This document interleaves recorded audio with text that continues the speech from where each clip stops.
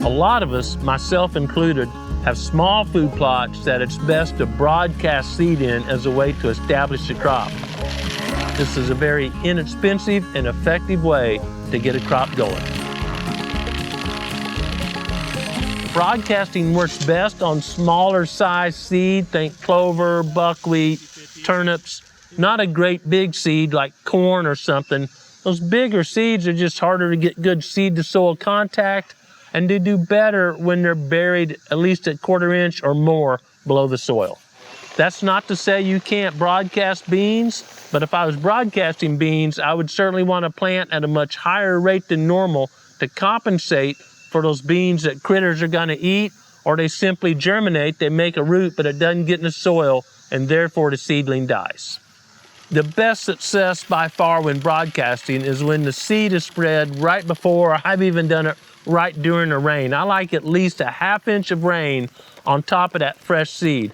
When that seed gets warm and wet, it's going to germinate quickly, and that's key for a couple reasons. If it's just laying out there and the sun's shining on it for a week and just baking it, some of the seed will die. They're going to desiccate or dry out and die. But another big factor is birds, rodents, all kinds of critters will be eating that seed.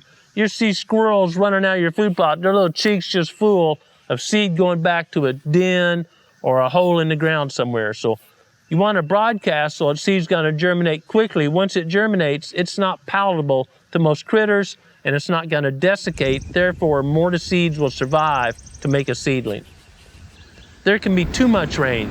You get a toad strangler, you drop 3 inches, well, some of that seed's going to wash. It'll probably go to where there's a hole in the ground or a low spot or a root or something, and you'll see a pile of it there. We did that here at the Proving Grounds too this year.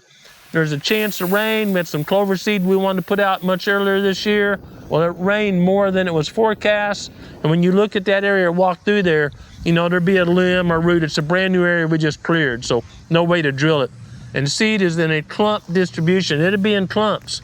Then there'll be a few seeds here and there, a few seedlings. Then it'll be 100 where the seed washed off to one area. Too much rain can displace that seed, and it's going to go till it catches in a low spot or up against a limb or a rock or something. You don't want to broadcast in an area full of weeds. Those living plants that already have that established root system and leaves that are photosynthesizing are going to grow much quicker than that brand new seedling and probably outcompete it. So you got to be careful. Now, if you're frost seeding, you're broadcasting seed onto a crop already out there, and you're going to let the frost freeze and thaw and work that seed into the soil. That works out fine. But if you're going out this time of year and you're throwing into foot-tall grass, I'm going to say that grass or even broadleaf weeds is going to outcompete the crop. You need to terminate whatever weeds. Let's define weed as something growing where you don't want it. You need to terminate those weeds before broadcasting the seed. The other side of that coin is if you're broadcasting later this summer for a fall crop, and you can broadcast into a crop that is going to mature and die, like green cover's summer release blend or soybeans or something, but you don't want to broadcast too early, because if those seeds get warm and wet and germinate, but are not getting enough sun through the canopy of that existing crop, well, those seedlings can starve to death and die.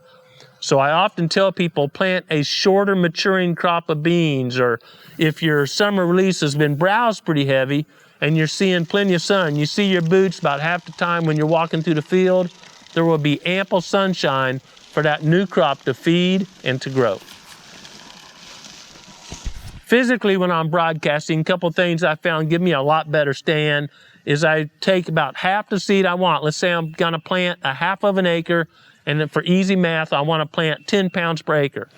I'm going to put 5 pounds in my broadcaster and go north and south, and then I'll put 5 more pounds in there and go east or west. I actually cover it twice at a crisscrossing angle to make sure I get good coverage, because I've already learned from experience. I put all my seed in there, and boy, I'm broadcasting, walking, looking for rubs or something, and I get halfway through the field and I planted all my seed. I planted it way thicker than I should.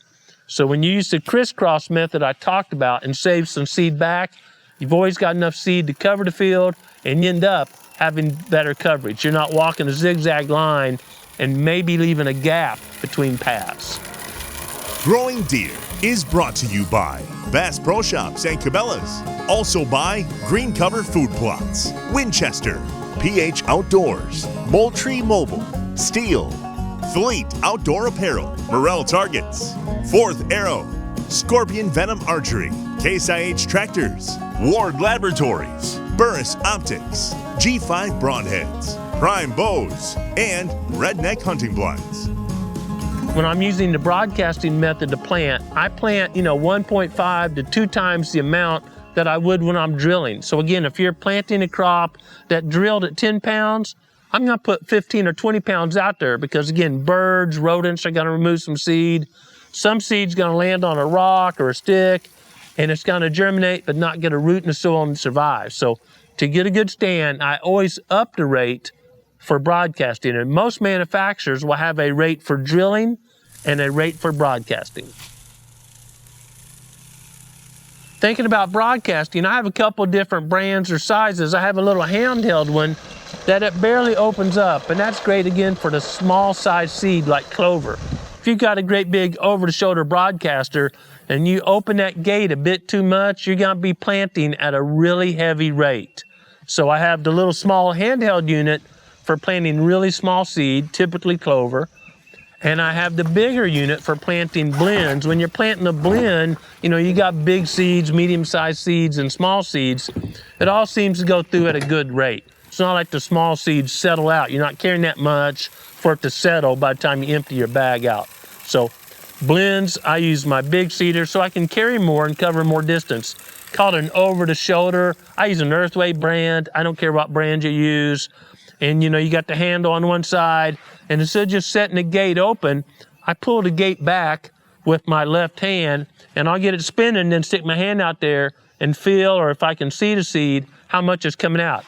I just want a constant spread, not super heavy and not super light. I just want to know seed is coming out at a constant rate, and I walk fast, so I'm not just piling up seed where I'm going, and I mount my seeder, or I hold it. If I got the over shoulder, I get it turned so it's going up just a little, not straight up, but it's making an arc. And when you're making that arc going up and out, you cover a wider path. You seem to get better distribution of your seed than holding it flat where everything's just gonna drop down due to gravity. When you're getting to that edge, you wanna be careful. If you walk right on the edge, you're throwing a bunch of seed, either in the weed patch or under the forest canopy on leaves where it's not gonna grow. There's no need of wasting that seed. If you're planting next to a hardwood stand, you can usually hear those seeds hitting the leaves. And I want just a little bit. I want to make sure I'm covering the whole field so I don't get a line of weeds on the edge, but I don't want it sounding like it's raining on those leaves because I'm throwing so much seed over there. One last thing when I'm broadcasting, I always take a big plastic tub, put it down, I set my broadcaster in there, especially when I'm doing it by myself. Because you got a 30 or 50 pound bag of seed and you're pouring it in there, and if your bag on the broadcaster falls over, you're gonna pour a bunch on the ground. But if you just got a cheap plastic tub that your broadcaster's in and you spill a little bit, no big deal. At the end of that planting period, you just pick that tub up and pour that in your broadcaster. That has saved me a lot of embarrassment and seed. Planting seed, watching seeds grow is just a great way, at least for me, to enjoy creation, to be involved in the entire process. When I harvest a deer off or near a plot that I planted and established, got going, took care of, there's an added level of satisfaction. I am thrilled with that. Besides the excitement of the hunt and providing that high quality venison for my family. But the most important thing we can do to provide ourselves and our family is to make sure we have a relationship with the Creator. And the way we do that is to study His Word, the Bible, and apply His will to our life. Thanks for watching Growing Deer.